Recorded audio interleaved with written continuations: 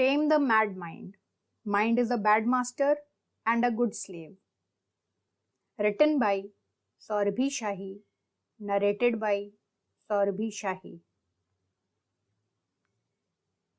Chapter 9. Self-talk and focus. I started my day taking a stroll on my terrace. After many years, I have seen the sun rising. It was so serene and treat to my eyes. The soft, nice breeze was blowing and the chirping of bird was the natural sound. These sounds were soothing my ears. After ages, I was conscious about it. Though it was always around me and it was in nature, absolutely free, but I hardly had my attention on it. My mind was relaxed. With the God's grace, everything was handled perfectly. I thanked God and expressed my deepest gratitude. Life was bouncing back again to the normal from today for all of us. Dad would continue his walks with mom and I would continue going to the gym daily. While enjoying the nature's bounty, I rearranged my mind. I had an urge of decluttering myself. It was an appointment for myself by me. I had met myself after so many years. My inside was talking to my outside, and both were so different. My inside was full of clutter and unarranged, and so was my outside. In a flashback, I realized all that had happened in last 1 year. It was an introspection going on for myself. There came many answers from within. The outside threw many questions to my inside. I was enjoying answering it and decided to make it my routine. Questions and answers both came from me. It was a me time without a hustle and bustle.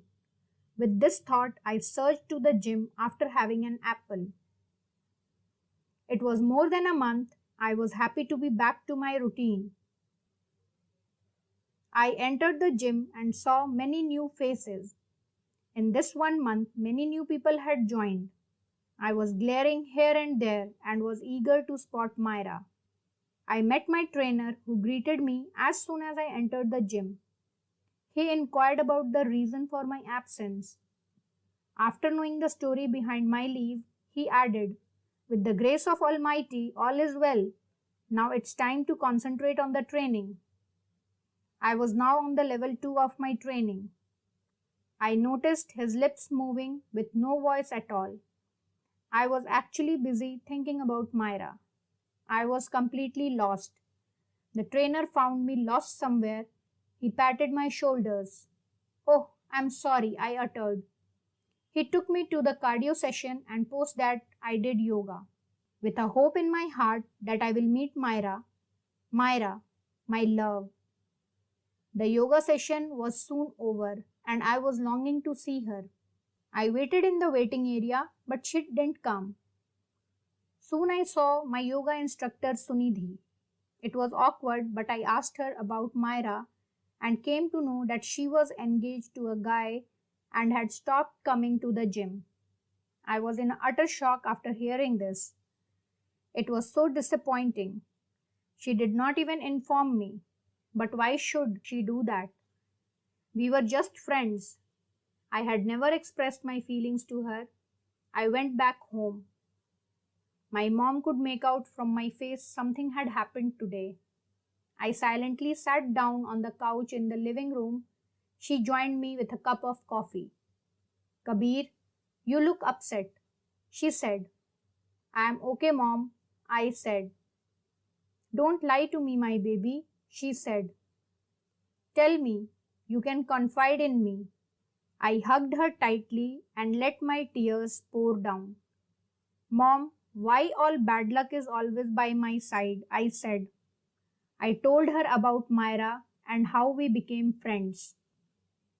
I disclosed her about our unsuccessful coffee date and the reason behind it. She had asked me to take care of myself and Dad, and today I had come to know that she got engaged to someone. It's shocking, Mom, and I am shattered. My mom understood my concern and told me that she too wants that I should get married. I had the ongoing case and it was the biggest hassle in my marriage plans.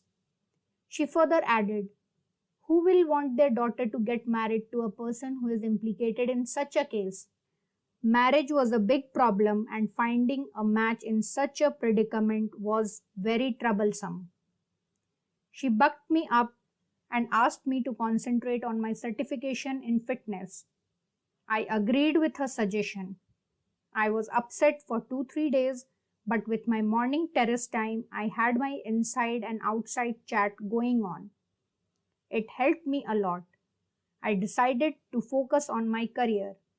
I was now running out of my savings and had to resume work fast.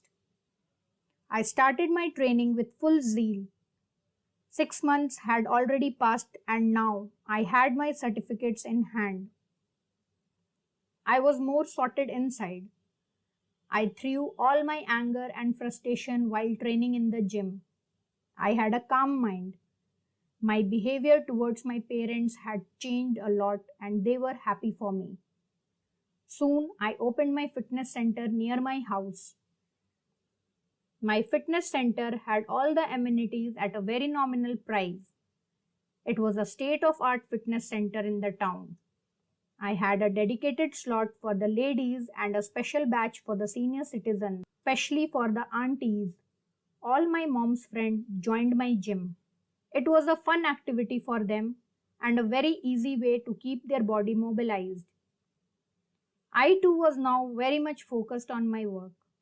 Everything seemed perfectly okay and was running on track. I worked hard and very soon my fitness center was the best in my locality, especially for the senior citizens and special mention to the aunties batch.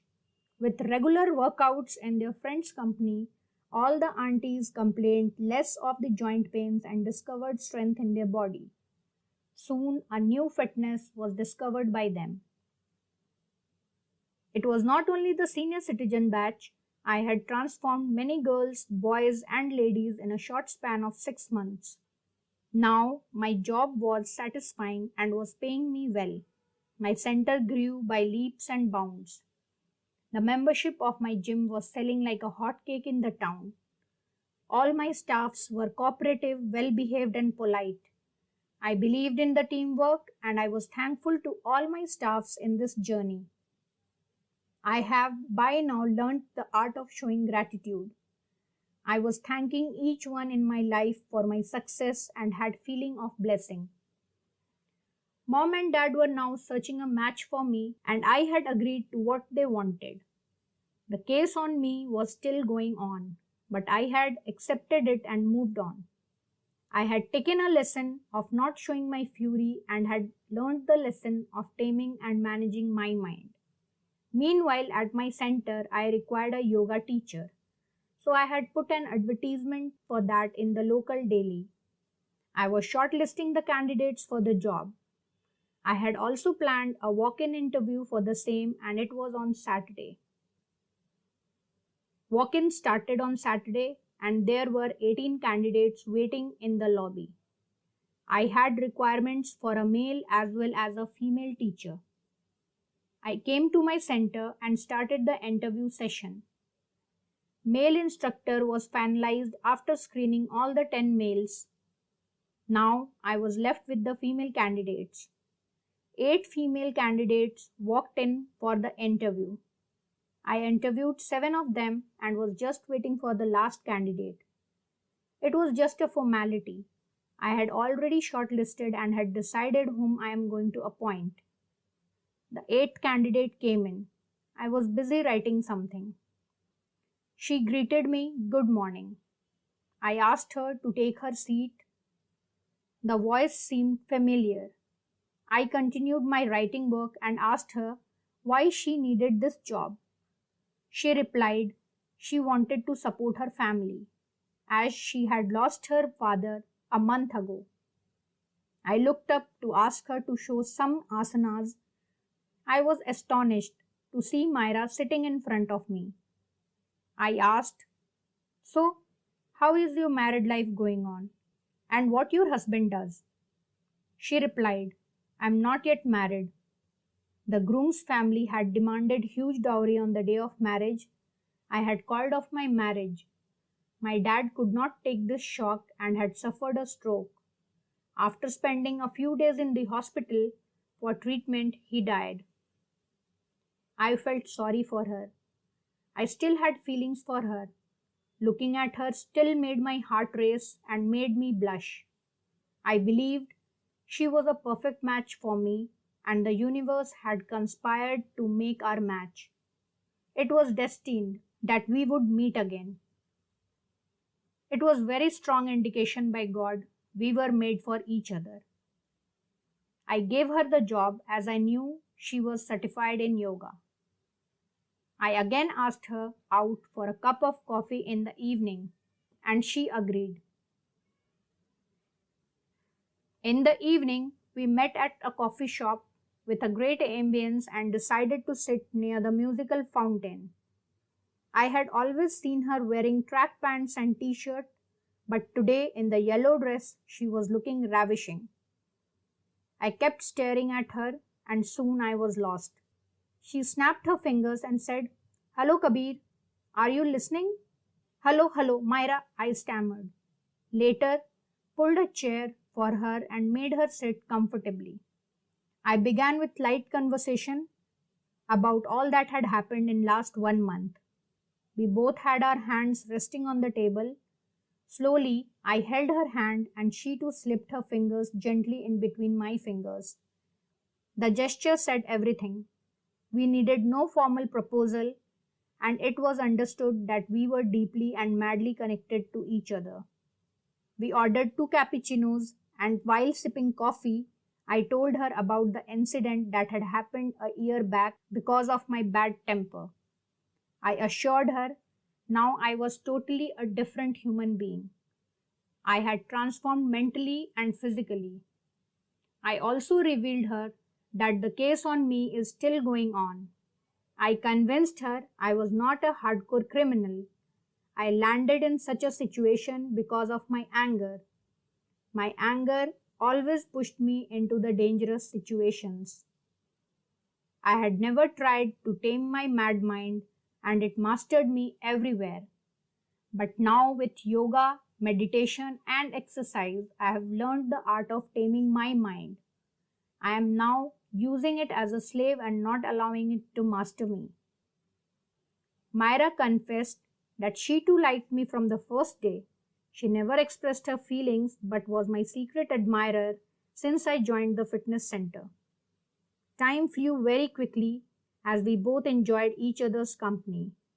It was a memorable evening for both of us. I dropped her home and later I too